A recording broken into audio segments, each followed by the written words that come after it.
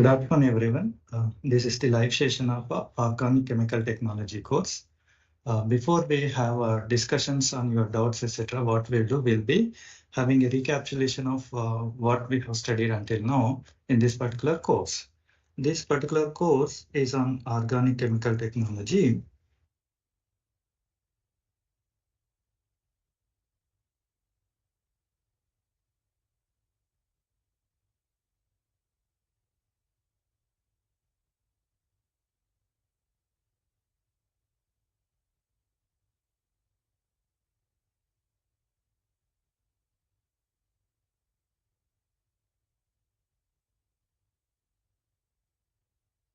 Right. So the title of the course is by means like, how to produce different types of chemicals industrially. That is what it talks about in this particular course, right? What we have, any chemical industry, if you take, probably we can define it as a creative industry, because this is the one industry where you take some ores, raw materials, and then you produce fine chemicals which are acceptable, right? And then coming to the contribution, about 10% of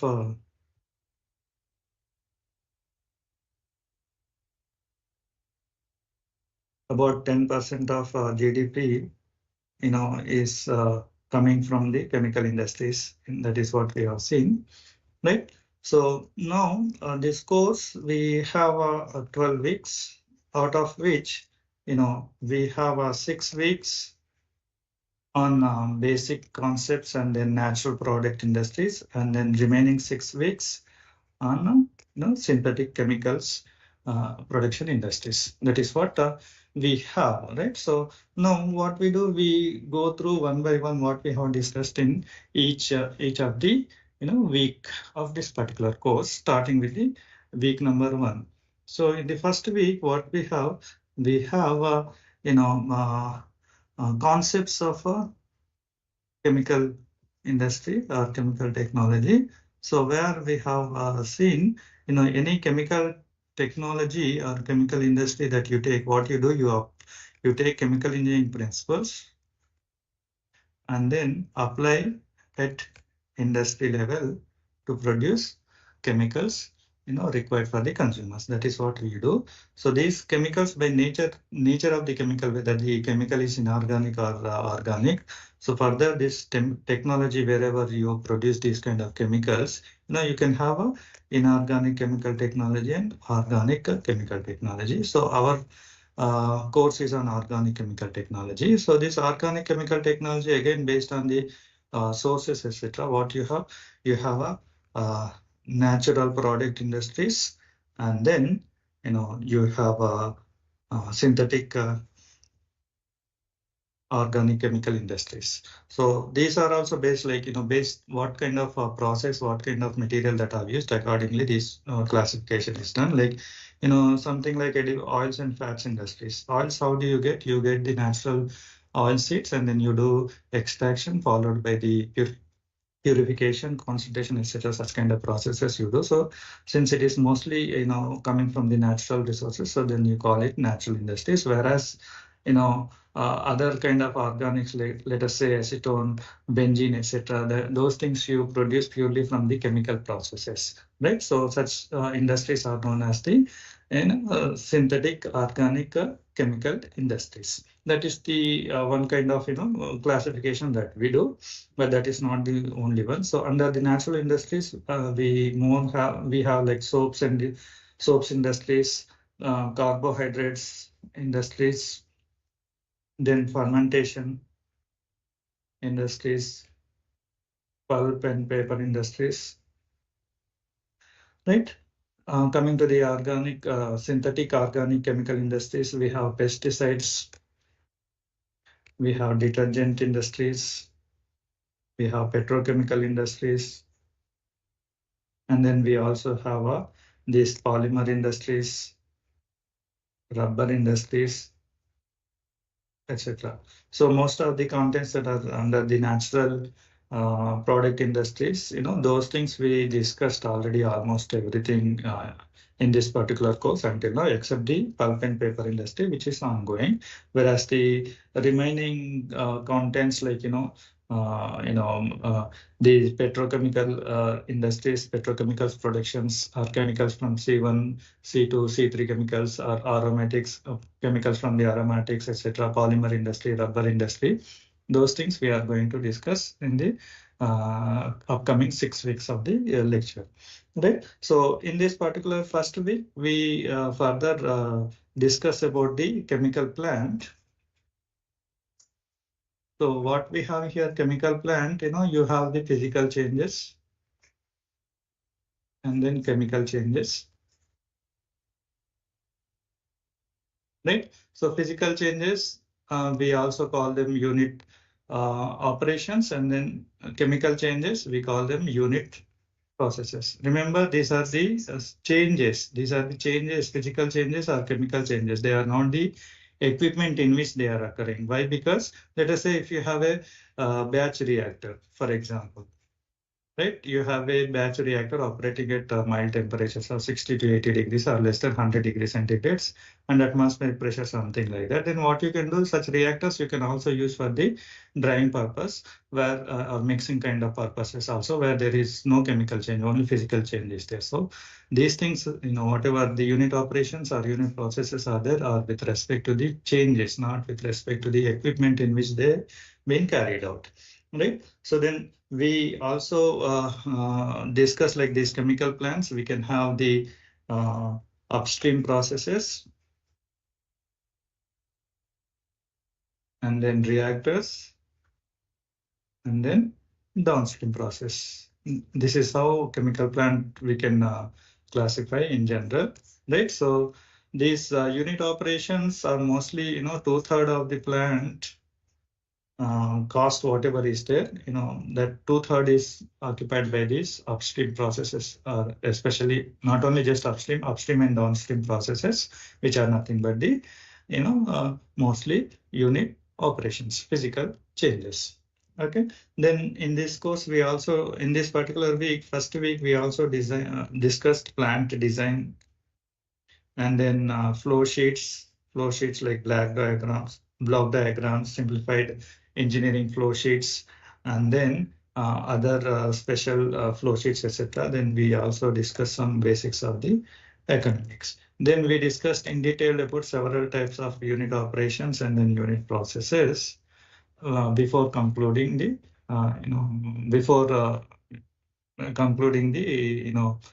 the entire concept of the in chemical industry. We have discussed about these things also. Then we jumped into the week 2, where we specifically discussed about the oils and fats industries. Right. So oils and then fats industries. Right. So usually oils in general comes to the mind, edible oils and then essential oils. How they are different? Edible oils in general we use for the eating purpose, cooking purpose, etc. Essential oils we use for the cosmetics, soaps making, etc. For those purposes we use.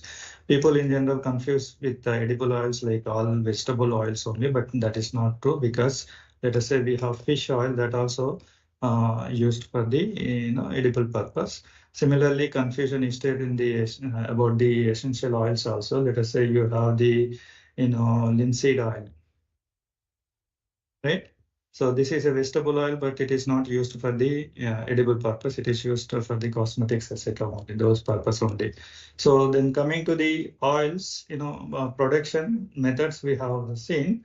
There are different methods of productions of oil are available. Let us say solvent extraction is one of the important method. Why solvent extraction? Because physically crushing and getting all the oil out of this oil seeds is not possible, or it will not be efficient enough, right? So for that purpose, solvent extraction is found to be one of the important one. But mechanical extraction methods are also available nowadays, which are effective enough, like where we have continuous screw extruders, etc., and then batch hydraulic press, etc., are used to extract out all the oil content that are present in the seeds.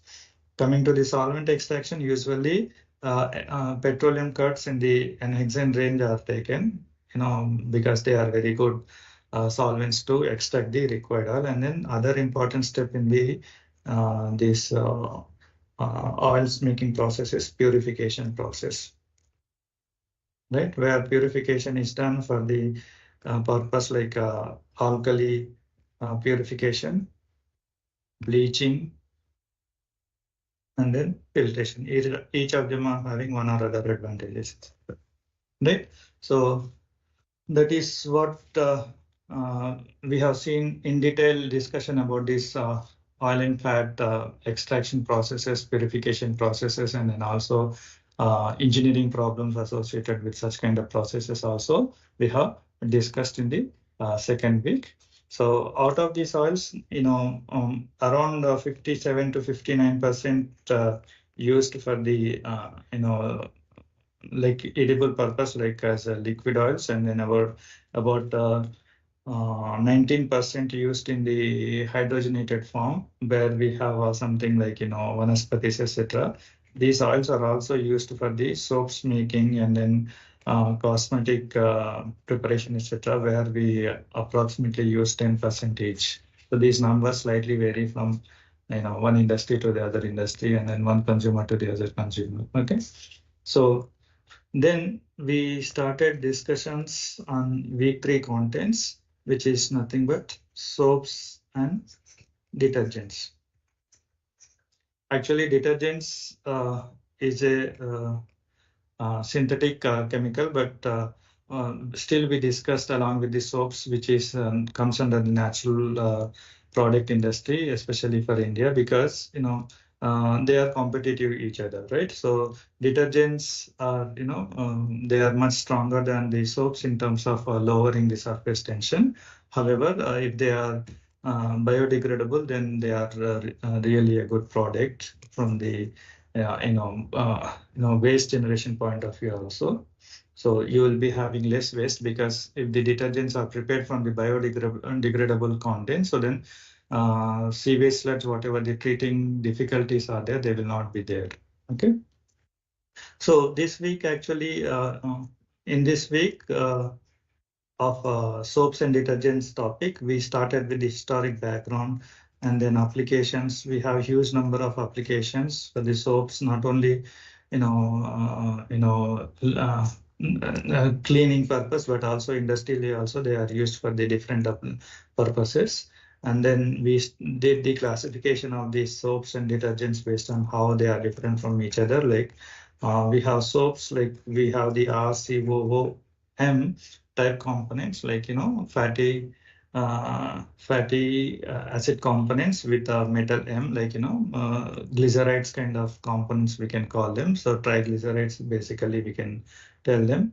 Whereas the detergents are they are synthetic, which promote better foaming action than the soap because of their ability to lower the surface tension to much lower level compared to that of soaps, right? So, but these detergents has to be biodegradable. And then coming to the soaps production, we have saponification process as well as continuous hydrolysis process.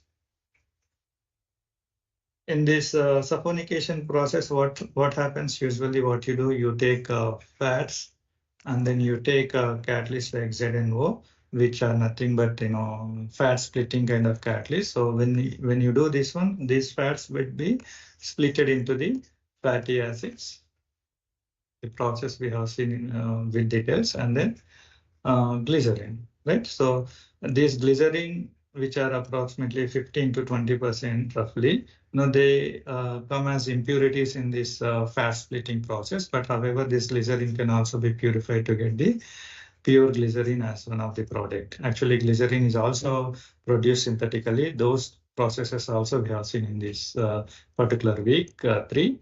Then these fatty acids, whatever are there, we have done the proper processes to get the soaps, etc. So that is what we have seen. And then coming to the detergents, we started with the basics like types, anionic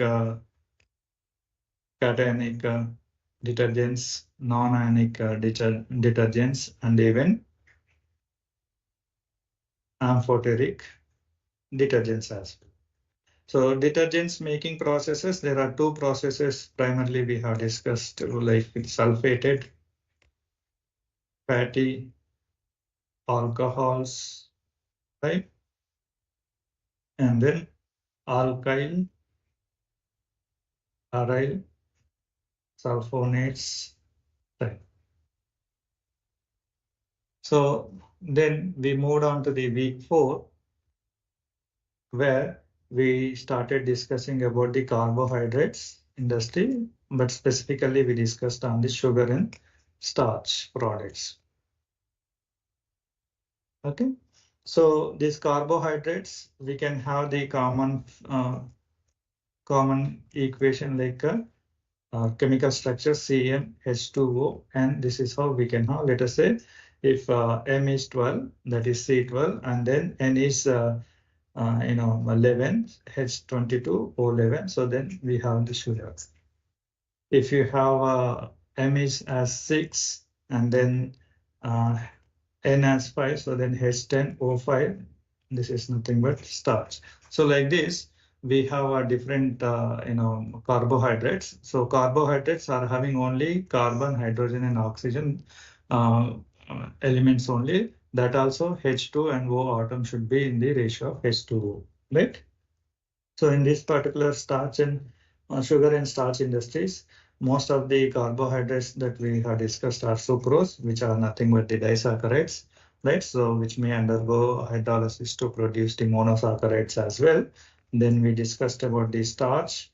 Then we discussed about the dextrose and then cellulose also. Sugar industry, specifically production of sugar, we have started discussing after the introduction in this week. So where we realized 60% of production cost, whatever is there, that is gone going into the sugar cane. Requirement of sugar cane is that much. Usually what you do, sugar industries in a layman language, if you wanted to say, from the sugar cane, extract out the juice and then purify it, and then you concentrate it and then crystallize it to get the sugar. That is what it means by, right, in general. Okay.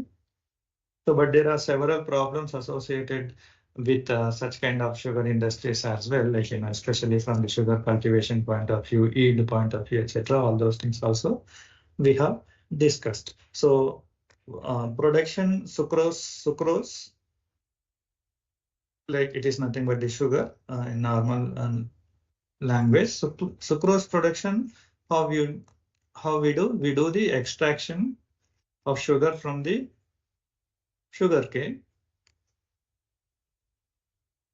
Then extraction from sugarcane in the form of gur or jaggery. So in either of the forms we can do the processes we have seen.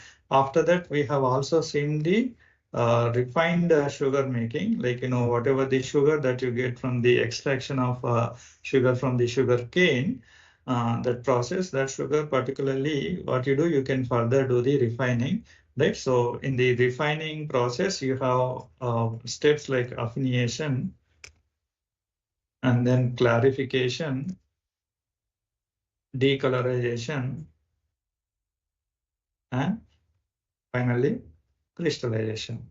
These steps also individually with flow sheets and then individual diagrams we have discussed in detail during our course. Then we have also seen the processes how we can produce sugar from the other sources like a beet. Actually, any plant you take, that they produce little or some amount of sugar, but sugar cane and beet are the better the sources where you can have the large amount of sugar contents are there. So then that you can extract and then produce the sugar. Okay. Then corn sweeteners also being developed from the starch. Starch, what you do? Starch, you do the hydrolysis to get the glucose, right, by acid or enzyme treatment. And then once you have the glucose, then that you can further refine and then get the sugar syrups, etc. Finally, we have also discussed about the starch and then starch derivatives production as well in this particular week number 4.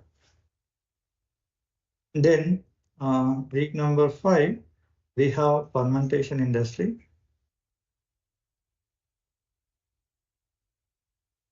where fermentation and then the products, etc. To be specifically, we have discussed. In general, the initial fermentation industries were developed for the production of ethanol, butanol, acetone, etc. Right? However, nowadays synthetic processes are so competitive, so production of these chemicals from fermentation industry are not economically feasible. So, but however, fermentation industry is even nowadays also much better option for the production of less complex organics, something like medicines, antibiotics, etc., and then more complex organic, something like citric acid, lactic acid, etc.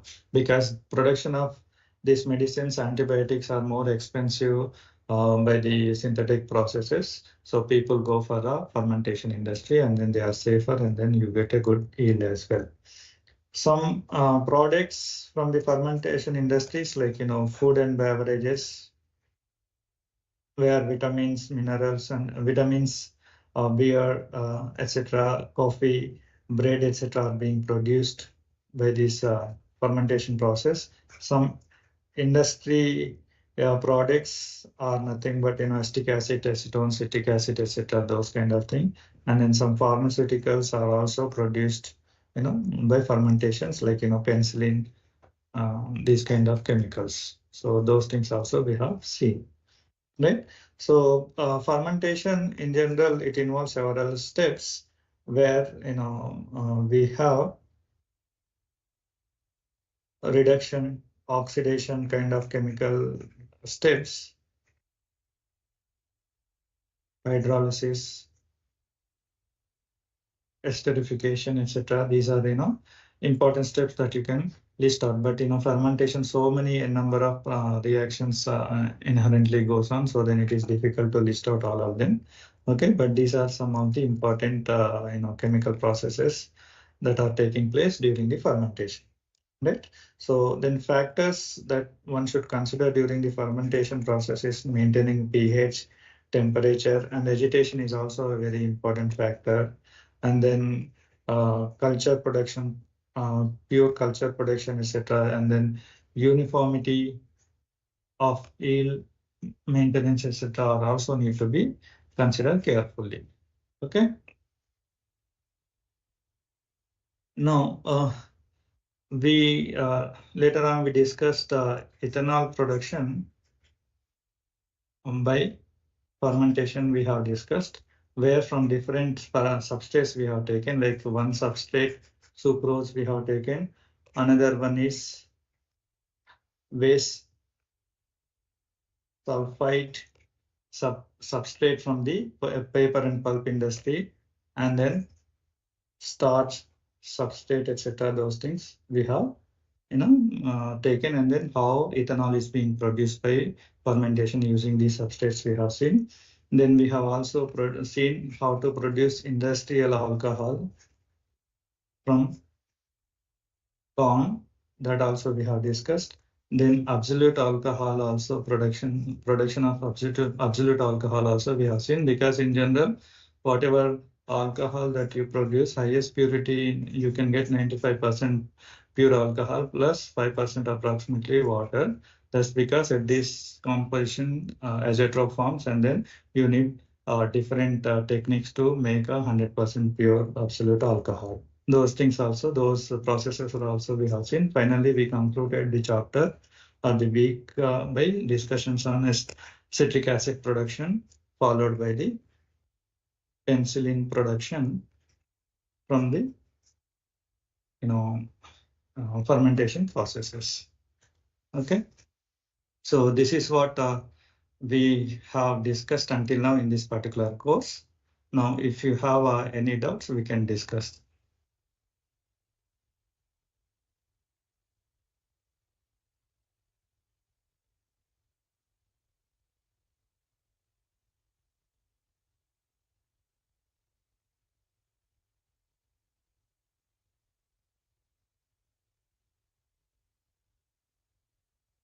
or if you are not able to discuss any of the questions right now in the live session, then you can also write in our discussion forum where we can discuss and then try to understand the concepts as much clearly as possible. Okay.